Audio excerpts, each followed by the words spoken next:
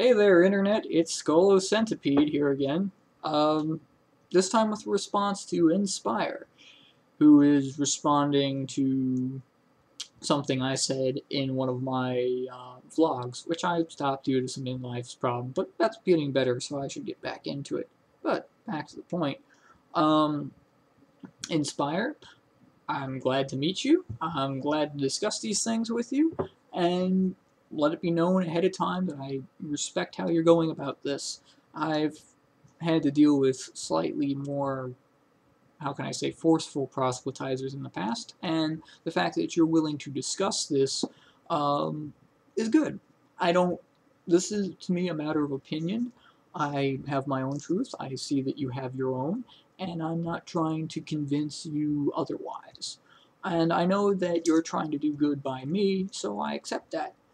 That being said, I wish to explain uh, more accurately and perhaps more understandingly why I feel the way that I do. I used Exodus as an example. Not well, it wasn't an explanation really of why I now disbelieve in Yahweh or Jehovah or the Abrahamic God, but as an example, one that the Old Testament in particular is rife with. And since we're talking about Exodus chapters 9 through 10 anyway, I got myself a Bible with some sticky notes in it, and I actually made some notes while we were speaking so I could address them in turn. The issue of Pharaoh being stubborn to begin with, and then God allowing him to be stubborn. I'm not about to deny that. To be essentially the God King of the Middle Kingdom, you had to be a very, very stubborn person. That's historically known. Uh, the issue is Pharaoh just being stubborn, being allowed to be stubborn, or is he being made stubborn? And that's the issue.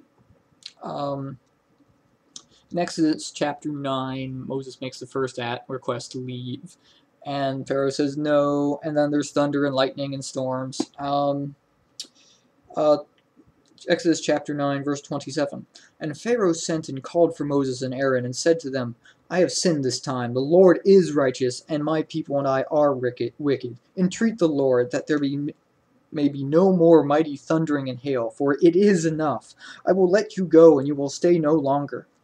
So on and so forth, la-di-da. And then when Pharaoh saw that the rain, the hail, and the thunder had ceased, because Aaron held up his side, Moses and Aaron held up their side of the bargain. When Pharaoh saw that the rain, the hail, and the thunder had ceased, he sinned yet more, and he hardened his heart, he and his servants. And so the heart of Pharaoh was hard, neither would he let the children of Israel go, as the Lord had spoken by Moses. Now, okay, he hardened his own heart. It says there, right there in verse 34 of Exodus 9.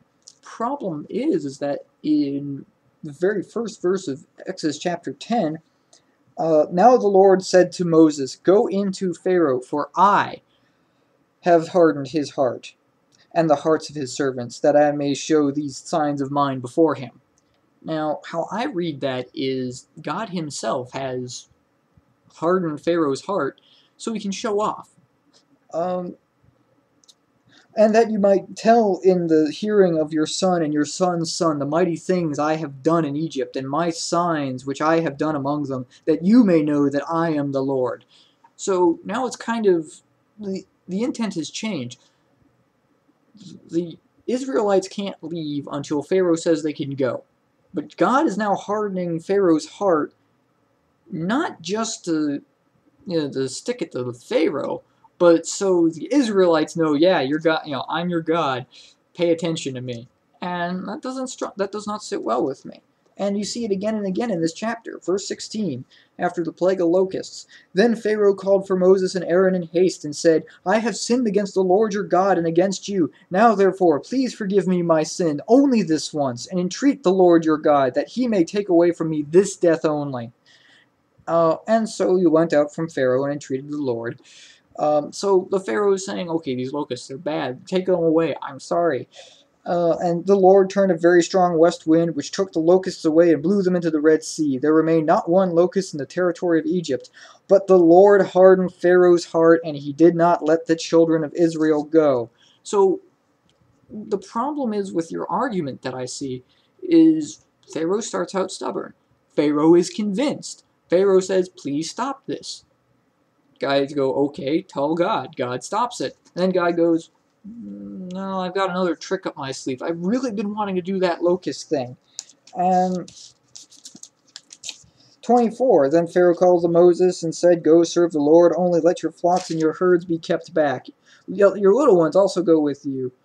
But Moses said, you must also give us sacrifices and burnt offerings, that we may sacrifice to the Lord our God. And included demands, and the Lord hardened Pharaoh's heart. And then there's the big plague, of killing all the firstborn. The Pharaoh will not heed you, so that my wonders might be multiplied in the land of Egypt. That's chapter 11 of Exodus, verse 9. And it just comes back to God wanting to show off. You have Jesus who is saying, let he who is without sin cast the first stone. And the Pharisees harden their own hearts because, well, here's this rabbi who's an absolute nothing, who's challenging their power. And they're asking him to give an opinion, as rabbis are wont to, and he's saying, well, we're all sinners, so maybe we should be decent to people once in a while. And that sort of mercy of, okay, this person sinned, forgive them, I'm not going to, okay, I'm Jesus, I'm without sin, I should be throwing the first stone, but I'm not doing it. So, Mongshi, he who is without sin, cast the first stone. And no one can because they're all sinners, so on and so forth. That Jesus' basic concept of forgiveness contradicts the heavy-handedness of the God of Exodus and the God of Leviticus and the God of, basically, the God of the Pentateuch. They don't match up.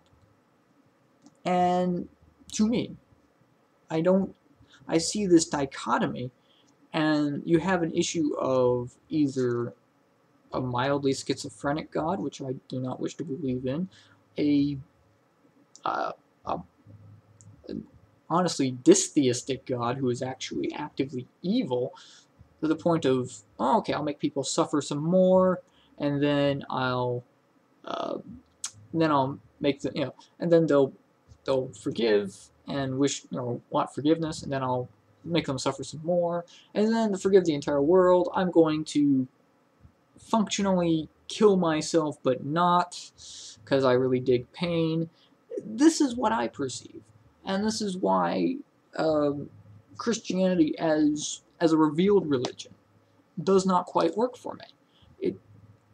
If this is the revealed Word of God, then the God that reveals this Word, I can't believe in. I choose not to believe in. I admit wholeheartedly that this is a matter of personal opinion. It is and I am stubborn about it. But if the purpose of religion is to make me more comfortable, or make anyone more comfortable in the big, wide, scary universe, then it serves me better to believe in a more deistic, less intercessory, but certainly more beneficial deity than the one portrayed in the Bible. Now, that is only my opinion. You have your own, and it clearly works for you, and I respect that, and I wish you the best for that. In fact, I like the blessing that you gave me at the close of your video, and so in closing, before I run out of time, I also, may God bless you, whichever God there may or may not be. May your God bless you, may my God bless you. If there is no God, then go in peace.